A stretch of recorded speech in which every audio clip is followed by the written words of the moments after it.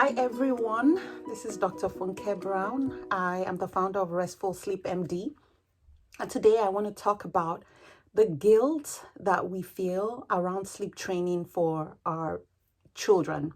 So whether you have an infant, whether you have a toddler, really teaching them to fall asleep independently is going to help them and you on the long run. But that process is often not easy. There's a lot of guilt related to this. And the first question is, when should I start sleep training? Most people will say you shouldn't bother trying to get your child into any form of independent sleep before they're about 4 months or 6 months or so. And you really want to check with your pediatrician. The reason why is because they're getting their sleep-wake schedules established, and they may be having issues with growth and things like that. So you really want to get an okay from your pediatrician. Now, you've now decided, for example, you have your 16-month-old, let's say, has been having issues with falling asleep independently, where you need to rock her and give a bottle, and then she falls asleep in your arms, and you have done this for 16 months. And now you are at your limits. You and your spouse decide, listen, this is what we're going to do. We're going to really start sleep training because we need our sleep back. We need our time back, and this is not working because this baby falls asleep and then wakes up a gazillion times at night. Now, some of the guilt that a lot of parents feel around sleep training, a lot of it is related to just that emotional attachment and the concerns that for some reason the child won't like them anymore and things like that. So there are a few causes of guilt that I see, or few reasons why parents feel guilty around sleep training. One, for instance, especially if you're a busy professional where you've not necessarily had enough time with your child during the day because of work, they're in daycare and things like that. Sometimes it's the guilt of feeling like you have not spent enough time with them. And so at night, you feel like you need to make up for that time. One thing I would suggest in terms of addressing that is think about the fact that there are other ways that you can spend enough time with your baby, even if you're busy. That does not involve taking away from the sleep that they'll get. So either playing with them early in the morning or when you're off, or really making it, more about the quality of time you spend with them rather than just the quantity. The second is sometimes we may feel too guilty because we're not able to follow through. And this happens when we've heard that, oh yes, the only way I can sleep train my baby is the cry it out. I put the baby in the room and I shut the door. And maybe you tried that and you're like, oh my gosh, I cannot handle this. I would say that for sure, there's really no form of sleep training or independent sleep in your baby that does not involve some version of crying or the other. So while the cry it out method works, there are other strategies that you can use that can be a little less painful for you emotionally. So that guilt for not following through is to just find the method that works for you. Now, the Baby Center 3-stage sleep solution is a course that really breaks down all the different methods, which I encourage you to watch. I partnered with them in creating this course, and I feel like this is a great place to start to really learn what method will work for you that's based on your personality, your family's choices and things like that. So the third is not being on the same page. So if you have a spouse or a partner where your philosophies when it comes to how you want to raise kids are not aligned, especially when it comes to sleep training. Maybe one person is just not able to handle the crying. Somebody else is like, listen, guns blazing, let's do it. And I think the way we try to address that is to have that conversation and find a mood point, find a place in the middle. Say, for instance, if you as a mom are like, I can't hear my child, can't afford or handle my child's tears, then it may be that your partner really helps with those aspects while you take a walk, you go take a bath, or something of that sort. So that helps dampen it.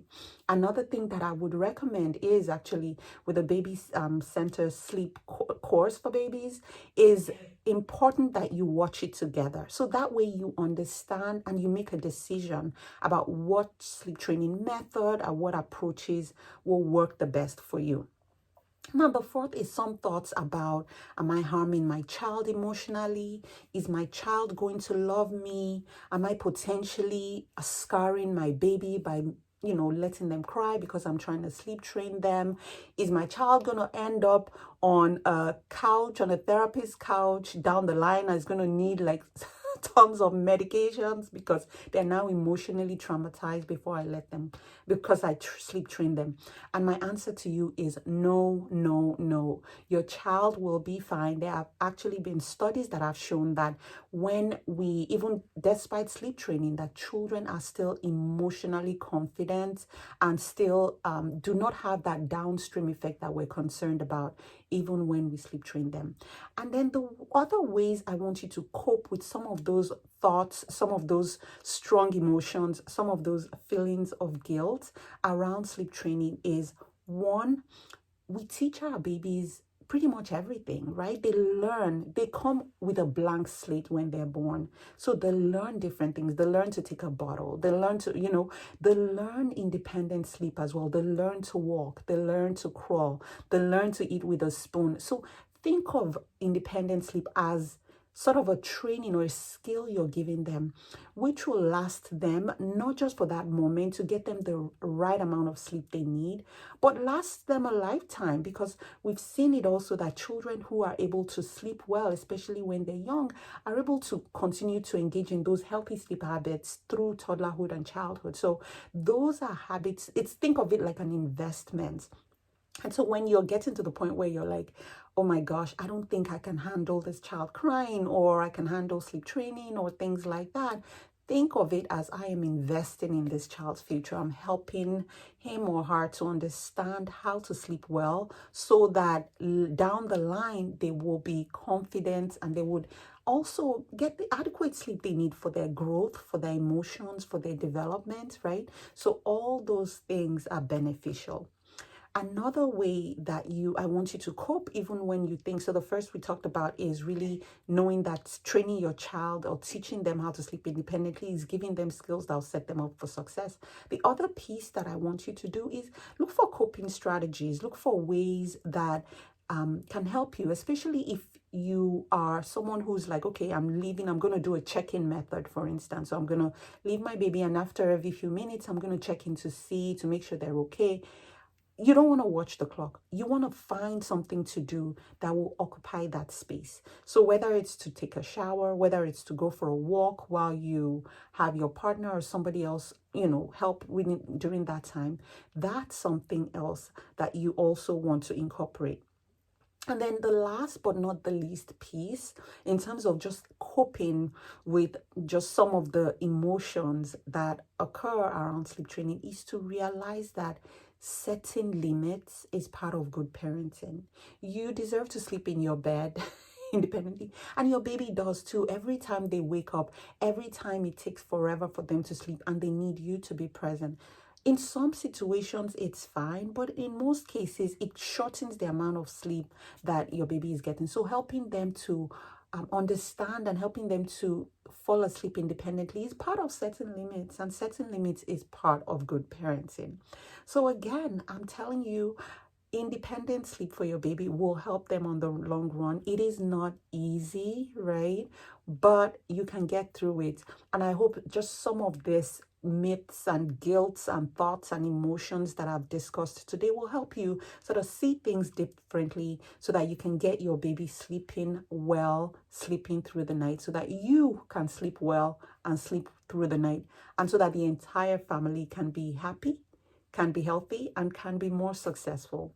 Again, I'd mentioned the Baby Sleep Center sleeps 3-stage sleep solution is a course that's available. I did partner with Baby Center to create this course, and I think it's an exceptional tool that you can have in your toolbox to even know where to start.